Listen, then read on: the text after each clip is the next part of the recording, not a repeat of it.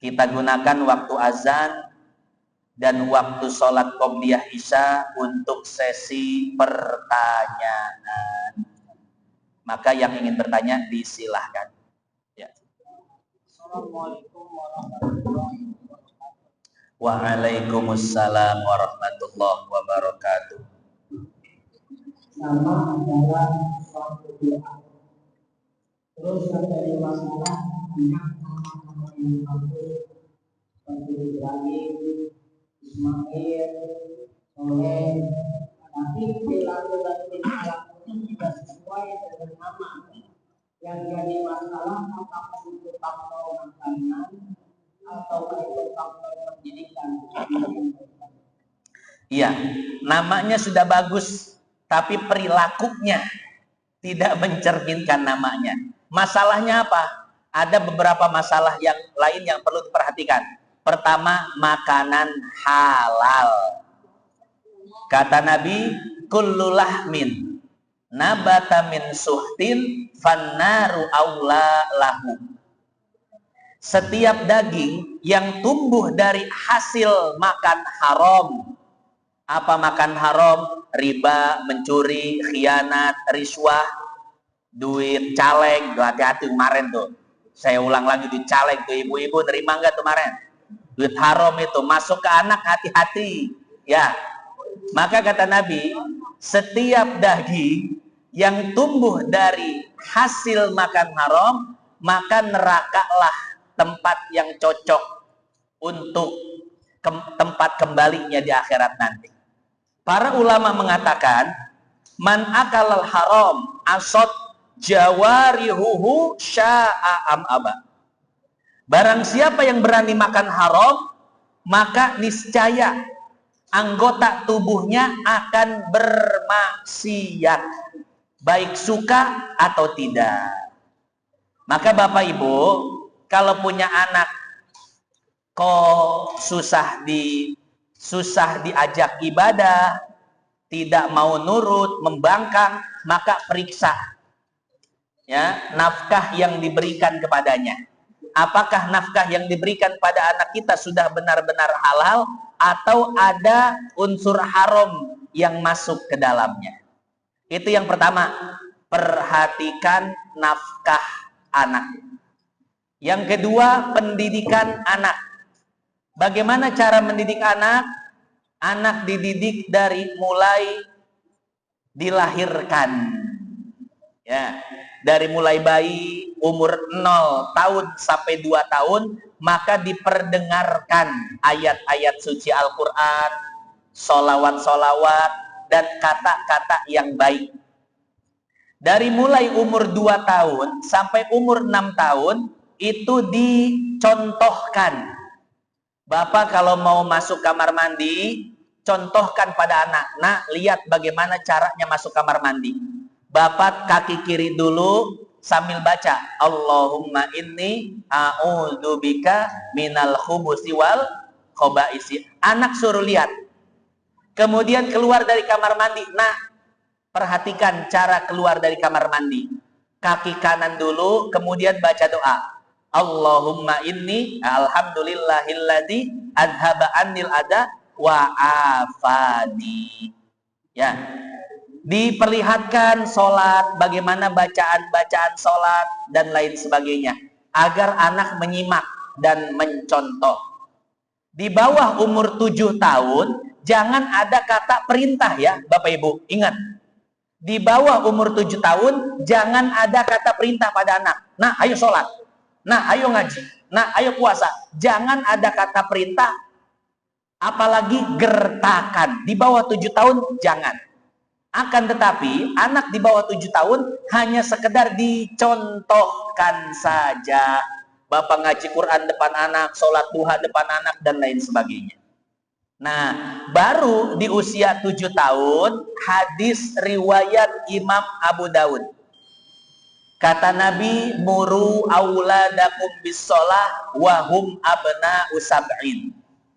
Perintahkanlah anak kalian untuk sholat ketika mereka berusia 7 tahun. Kalau nggak mau sholat, omelin. Tuh, mulai tuh. Mulai diperintah, mulai digertak, mulai diomelin. Umur berapa? 7 tahun. Ya. Mulai diperintah untuk mengaji, mulai diperintah untuk wudu, mulai diperintah untuk puasa dan menjalankan syariat agama. Kalau tidak mau, cukup diomelin. Jangan dipukul. Cukup diomelin. Dari kapan? Umur 7 tahun sampai 10 tahun, kata Nabi. Contohkan, Pak. Bapak, kalau anak mau masuk kamar mandi, Bapak perhatikan. Nah, sekarang kamu masuk kamar mandi. Kalau anak masuk kamar mandi, dia kaki kanan dulu, suruh keluar lagi. Nah, keluar lagi. Ulang. Kaki kiri. Akhirnya dia masuk kaki kiri. Doanya apa? Tuh. Diperhatikan, didikte. Saya seperti itu. Anak saya, ketika masuk kamar mandi, saya perhatikan. Kalau dia masuknya kaki kanan, saya suruh keluar lagi dan ulang. Nah, keluar lagi, ulang. Masuknya kaki kiri. Dan baca doa. Kemudian kalau dia keluar kamar mandi kaki kiri, saya suruh masuk lagi. Nah, ulang. Keluar kaki kanan dulu, baca doa. Ketika makan, kita dikte, baca doa. Mau tidur, bangun tidur. Seperti itulah pendidikan anak, Pak. Jadi, kata Sayyidah Aisyah, al-madrasatul ula li auladiha. Ibu adalah sekolahan pertama bagi anaknya. Ya. Jadi sebelum anak sekolah TK, PAUD, SD, SMP, maka ibu adalah guru pertama bagi anaknya. Makanya, Pak, biar ibunya jadi guru terbaik untuk anaknya, maka kebutuhannya harus dipenuhi. Betul ya, Bu ya? Kebutuhan istri dipenuhi oleh bapak. Ini itu dipenuhi. Benar-benar diperhatikan, nanti istri kita akan jadi guru terbaik untuk anak-anak kita. Kemudian kata Nabi, wadribuhum wahum abna'u asyrin. Kalau mereka berusia 10 tahun, kemudian tidak mau sholat, ngaji, dan lain sebagainya, baru pukul mereka. Bagaimana cara pukulnya? Dijelaskan oleh Imam Al-Bulqini di dalam Fathul Mu'in dan Hasyiah Yai'anatul Talibin. Cara mukulnya adalah di tempat yang tidak menyakitkan. Di pantat misalkan. Anak kita tidak mau sholat, pukul pahanya atau pukul pantatnya. Jangan di tempat-tempat yang menyakitkan seperti pipi, punggung, tangan, dan lain sebagainya. Karena maksud daripada memukul adalah ta'diban lil aulad. Yaitu untuk mendidik anak. Jadi kalau umur 10, 11, 12 tidak mau sholat, pukul. Dengan pukulan yang mendidik, bukan pukulan yang menyakitkan. Ada ibu yang curhat ke saya, Pak Ustadz, anak saya tidak mau sholat dan membangkang kepada saya. Saya tanya, Bu, anak ibu umur berapa? Sekarang sudah umur 15 tahun. Saya bilang, ibu telat. Ibarat kerupuk, ibarat adonan, anak ibu udah jadi kerupuk. Kalau dibentuk, dikremes, hancur, Bu. Kenapa ibu tidak mendidiknya sedari kecil? Dari umur 7 tahun, dari umur 10 tahun. Ibarat adonan masih bisa dibentuk sesuka kita. Mau dibikin bulat, panjang, lonjong, terserah. Karena adonannya masih lembek. Tapi anak umur SMP, SMA, bapak ibu baru mulai galak, lihat. Kalau anak SMP digalakin, anak SMA digalakin, mereka udah punya teman, udah punya relasi, kabur dari rumah. Tapi kalau masih SD digalakin, dididik, nangis-nangis, gak bakal kemana-mana anak kita. Kecil, belum punya teman, belum punya relasi, belum bisa kabur dari rumah. Nah, maka jangan, pesan saya, jangan sampai telat mendidik anak. Jadi 3 ya poinnya, kasih nama yang bagus, kasih nafkah yang halal, dan didik dengan didikan yang diajarkan oleh Rasul Sallallahu Alaihi Wasallam. Wallahu a'lam. Ada lagi? Silakan. Ada orang yang kurang bersih, tapi ada lagi kepada kehidupannya, kehidupan rumah tangganya, lalu besok juga itu apa yang berubah? Itu harus apa yang berubah? Ya, suami istri dua-duanya suka ngaji, tukang ibadah, tapi selalu cekcok. Apa sebabnya? Gitu ya? Iya. Ya, sebabnya adalah karena belum ngaji fikih rumah tangga. Betul nggak? Ngaji paling ngaji fadilah-fadilah, ngaji sholat, ngaji sedekah, keutamaan-keutamaan gitu ya. Fikih rumah tangga pernah ngaji nggak? Belum ya. Nah itu PR-nya. Ya, karena belum mendapatkan ilmu tentang rumah tangga. Seharusnya bagaimana rumah tangga? Lihat, Allah Subhanahu wa taala berfirman, "Ar-rijal qawwamuna 'alan nisa." Laki-laki itu adalah pemimpin, pembimbing bagi istrinya, bagi wanitanya. Artinya apa? Posisi laki-laki di atas, pemimpin, imam, dan posisi perempuan di bawah sebagai makmum. Imam harus membimbing dan bertanggung jawab untuk memenuhi seluruh kebutuhan makmumnya. Pertanyaannya, kebutuhan ibu sudah dipenuhi semuanya? Nah, kalau sudah dipenuhi, berarti suami sudah tahu bagaimana caranya jadi suami, yaitu imam, pembimbing. Ya. Yang kedua, istri. Bagaimana seharusnya sikap seorang makmum? Sikap seorang makmum adalah menghargai, memposisikan suami sebagaimana posisi selayaknya. Ibu kalau benar-benar memposisikan suami sebagai imam, artinya ibu benar-benar menghargai suami, nanti suami ibu sekalian akan benar-benar memperhatikan ibu. Karena laki-laki itu posisinya nggak bisa digeser.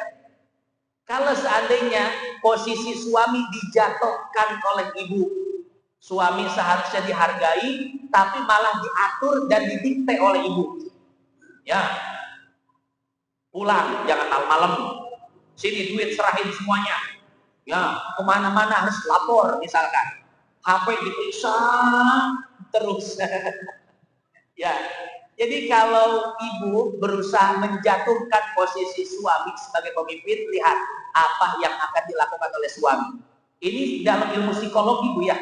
Kalau ibu tidak bisa memposisikan suami sebagai pemimpin rumah tangga, maka dia akan kehilangan tanggung jawabnya sebagai kepala rumah tangga.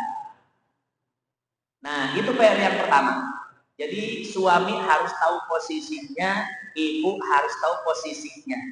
Untuk apa? Untuk menentukan sikap. Ya. Itu yang pertama. Yang kedua, kata Allah, wa ashiruhunna bil ma'ruf. Yang penting suami istri itu saling pengertian, saling bisa menerima kekurangan masing-masing. Yang terakhir, yang ketiga, suami istri harus paham hak dan kewajiban masing-masing. Saya bocorkan dikit kewajiban istri. Bu, kewajiban istri terhadap suami itu cuma satu. Apa? Yaitu urusan kamar. Itu aja. Ibu tidak wajib masak untuk suami, tidak wajib ngepel rumahnya, tidak wajib nyapu rumahnya, tidak wajib mencuci bajunya, tidak wajib mengurus anak-anaknya. Ya, kewajiban ibu cuma satu, di atas ranjang saja. Ayy mamra'atin da'a zawjuha ila firasyi fabat la'anat hal malaikatu hatta tusbih. Perempuan yang diajak naik ranjang oleh suaminya tapi menolak tanpa uzur, maka akan dilaknat oleh malaikat sampai tiba waktu pagi. Kewajiban ibu cuma satu. Ya. Kewajiban bapak pada istri apa? Ya, banyak Bapak Ibu, ya, memberi nafkah, memberi tempat tinggal, membelikannya baju saat baju-bajunya sudah rusak dan jelek dan lain sebagainya. Berarti kewajiban suami sangat banyak, sementara kewajiban istri sangat sedikit. Cuman Bapak Ibu begini, kalau kita berumah tangga, cuman sekedar yang wajib-wajib saja. maka rumah tangga itu akan jauh dari kata sakinah, mawadah, warohmah. Misalkan ibu bilang ke suami gini, diperintahkan oleh suami untuk nyapu, ngepel, masak, ibu gak mau. Kata Ustadz juga gak wajib, Pak. Bapak nyapu sendiri, ngepel sendiri, nyuci baju sendiri. Wah, udah tahu ilmunya nih. Tapi kalau ibu berumah tangga cuma yang wajib-wajib saja, nanti suami juga bilang, ya udah, kalau ibu rumah tangga pengen yang wajib-wajibnya saja, maka ketahuilah bahwa suami tidak wajib beristri satu. Ayo dah. Suami boleh menikah lagi poligami tanpa izin istrinya, bahkan tanpa sepengetahuan istrinya. Oh. Jadi kalau berumah tangga cuma sekedar yang wajib-wajib, jauh dari kata sakinah mawaddah warahmah. Makanya perintah Al-Quran dalam rumah tangga selain yang wajib, maka yang sunnah-sunnah, yang membuat romantis itu harus kita lakukan. Memang betul memasak tidak wajib untuk ibu, tapi ibu bilang, walaupun masak tidak wajib buat saya, tapi saya akan memasakkan untuk suami saya. Ngepel, nyapu, cuci baju buat suami saya. Kenapa? Karena buat saya rumah tangga bukan sekedar kewajiban, tapi rumah tangga adalah mengejar ridho dari suami. Kata Nabi, siapa orang perempuan yang sudah sholat, puasa, kemudian mati dalam keadaan diridhoi oleh suaminya, maka si perempuan bisa masuk surga dari pintu saja yang dia kehendaki. Jadi rumah tangga yang dikejar itu bukan sekedar hukum-hukumnya, tapi bagaimana ibu mencari ridho suami, dan suami bagaimana agar bisa dianggap bertanggung jawab kepada istrinya. Kurang lebih seperti itu. Ya, itu sedikit tentang bagaimana kita bergaul antara atau sesama pasangan hidup kita, suami, bagaimana cara menyayangi dan memperhatikan istrinya, istri bagaimana cara menghormati dan menghargai suaminya. Itu saja yang dapat saya sampaikan. Waktu sudah menunjukkan jam 7:20, kita tutup saja dengan Al-Quran. Mudah-mudahan yang sedikit manfaat jadi tabungan kita di akhirat. Al-Fatihah.